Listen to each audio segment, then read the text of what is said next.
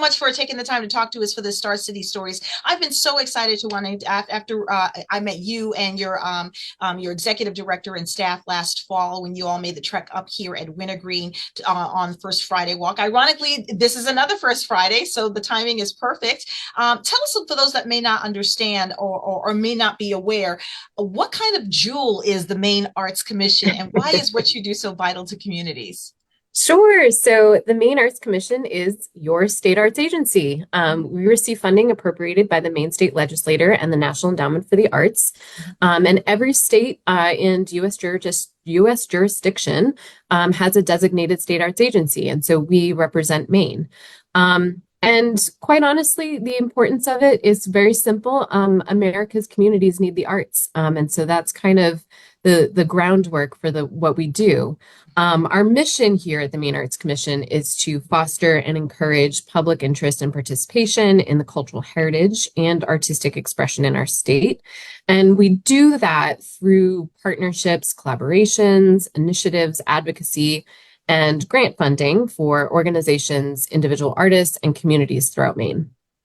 Very important work indeed. Kind of explain to people and to why is art so important? When we talk about the arts, let's talk, I guess, in schools, when we talk about wanting to balance budgets and balance school budgets, sometimes the arts, unfortunately, is the first to be on the chopping block as opposed to academics or even sports. It shouldn't be that way. The arts are very vital and important. Talk about that and what they do to communities in the component of increasing economic development and well-rounded communities.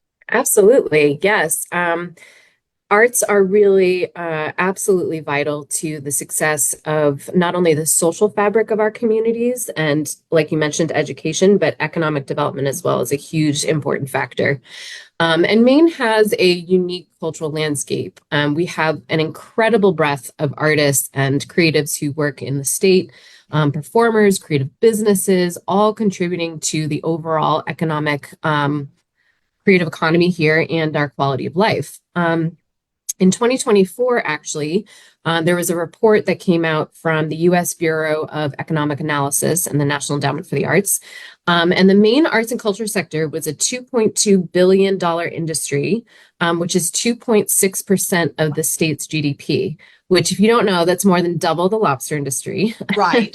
Pretty impressive. Yes. Yeah. So there's absolutely no doubt that, arts and culture contribute to Maine's GDP. And when compared to other states in the US, Maine consistently punches above its weight, particularly given its smaller population size. So nationally, the arts contribute roughly $877 billion to the US economy. By contrast, Maine's contribution to its GDP represents a larger portion compared to many other states that have a larger population.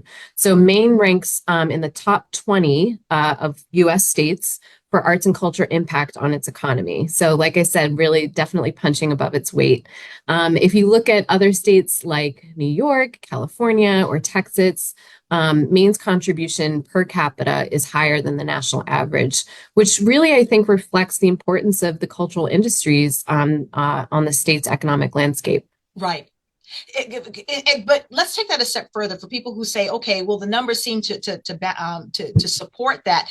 But some people view art as a luxury and not a necessity. Why should we change that mindset? Absolutely. I think there's so much that the arts aren't just nice, they are necessary. I think beyond the economic impact, there's this understanding of art bringing us together, connecting our shared similarities that we have as humans, as individuals. They make our communities not only livable, but lovable. They're places that when arts is incorporated into everything that we do, into our civic life, our daily life, our communities, our schools, we create places that people want to stay, that they want to live in. And for a place like Maine, I think that that's just really evident and just all the more important for a state like ours. How do you take that a step further, and how do you partner with municipalities to kind of support the arts programs in each individual communities, especially rural communities like Aroostook County and Presque Isle in northern Maine? Absolutely. So Maine being I think it's the second most rural state in the country, Mm. like I said, is still home to a really rich, diverse arts landscape. And creative individuals are constantly coming here to find inspiration in Maine's natural beauty, our culture, our sense of place. But Sorry to interject, but let's no, go clarify ahead. when we talk about arts, we're not just talking about museums and galleries and pictures and paintings. I mean, that's included, but it's such. I mean, arts kind of goes beyond that. It's entertainment, it's dance, it's visual, it's even doing what I do right now, which is digital Yes. and new media. All of that is under that umbrella, and all of that can move a community forward. Yes. Absolutely, 100%. When we talk about arts and creatives and culture, we're talking about everything you just mentioned and more. Mm-hmm. Boat builders, woodworkers. We have Yes. amazing people who are doing Writers. writers, exactly. There's so many different avenues for, arts, and maybe arts is, brings up the wrong kind of ideas in people's minds. But I think this idea of makers and creative work Mm-hmm. maybe encapsulates it so much more, but it really does cover all of those different types of genres and mediums. Mm-hmm. And I think the ruralness of Maine is an attractive piece of it, but it also poses some challenges. Really? And How I so? think, go ahead. How Oh, so? you said how so? Yeah. So I think sometimes, sustaining a creative practice, being isolated when you're in a more rural community, having limited resources, or maybe some economic pressures are Mhm. all those types of challenges that are presented in these more rural communities. Um, One of the ways that we help mitigate those barriers at the Maine Arts Commission is with programs like the Rustic Creative Network. So we started that program a few years ago, working with Wintergreen Arts Center Mhm. to support individual artists who live and work in Aroostook County. So artists through that program can apply for microgrants of up to $1,000 to help create new and existing work or enhance their artistic skills, abilities, participate in opportunities that will help benefit their creative careers. So a number of ways that they can apply and get resources through that program. And that started out as a pilot project, and we're hoping to take that kind of model Mhm. and implement it in other parts of the state, other rural areas that could use a similar type of network and support system. I think that's really cool too, because you're kind of helping to teach the artists about the business aspect of what they do and how to advocate for themselves and how to promote themselves and work with and partnerships and collabs with other entities and organizations, like you mentioned, Wintergreen, which we love, by the way. We love Wintergreen. But how artists can kind of network with one another to promote each other so that they can uplift each other. Yes. Exactly. Absolutely. Yes. We're far more powerful and I think we'll do better work when we're working together and lifting each other up rather than trying to, focus on ourselves. So absolutely creating a network like that is a great opportunity for artists to support each other while supporting themselves. Explain to people what it's like, or I'm sure when you're working with, I guess, communities that have small arts programs on the rise, but they want to do something. And what is it like to have a community that does not have that at all, have any aspect or any connection to the arts? Yeah, I think, it's something that, well, firstly, I think you can always find arts in every county or every city or town or county. I think that sometimes it's harder to find, but it's always there. And they're big hitters in Maine, thinking of Portland and Rockland, but there's a number of other places throughout the state, like Belfast, which has a Mhm. great, vibrant art scene with strong artist community, or Blue Hill and Deer Isle, which is home to Haystack Mountain School of Crafts, which attracts artists and creatives and craftspeople, which help contribute to that community's cultural landscape. And bringing people together through these different avenues is just such an important piece. And I think, some of the key findings and I'm sorry, I just want to bring up one other little data point By all that's, means, yes. yeah. So, the National Governors Association in 2019 put out a report called Rural Prosperity Through the Arts and Culture Sector. Mhm. And some of the key findings in there, I think, are really great at highlighting what the arts can do for these places that maybe don't have a lot of creativity that's as robust as other places. So some of Mhm. these findings were, showing that organizations experienced population growth 3 times higher than Wow. rural counties that lacked some of these creative and cultural institutions and offerings. And that those counties also had incomes up to $6,000 higher.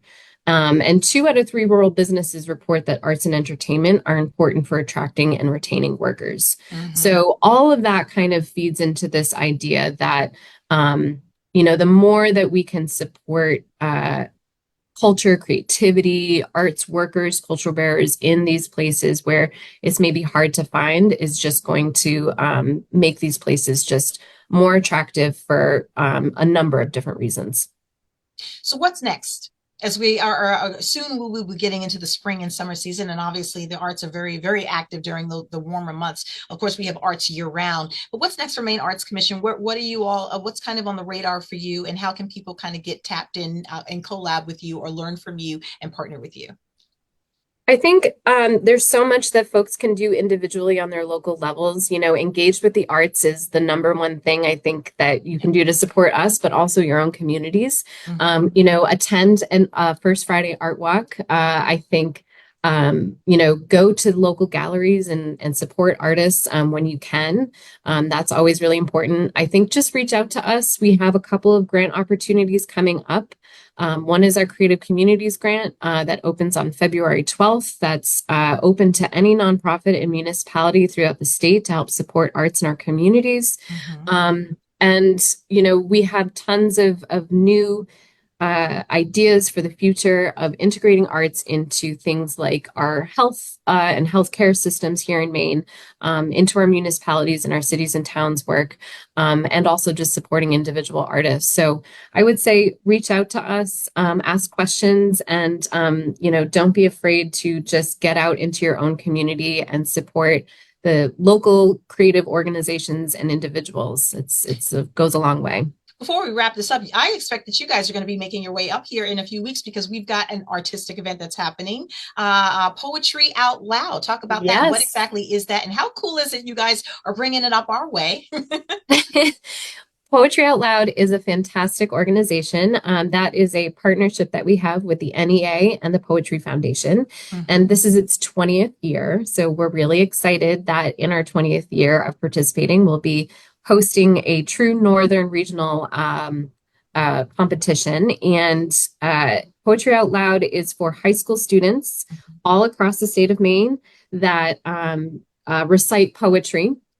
And then each state selects a shining star student to move on to a national competition in Washington, D.C. in the spring. So, Exciting. yes, it's very exciting. It's really inspiring. The students are all phenomenal.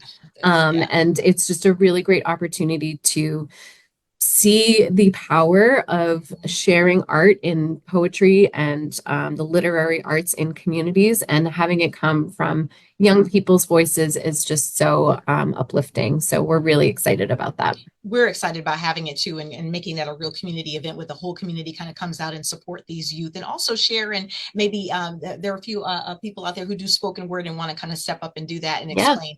But the idea of this idea exchange, and this artistic exchange with one another from different generations, collabing, and obviously partnering with your dynamic organization. For those that may want to kind of look you all up and kind of research and find out more, how can we do that? Kind of give us your website and your social Just media.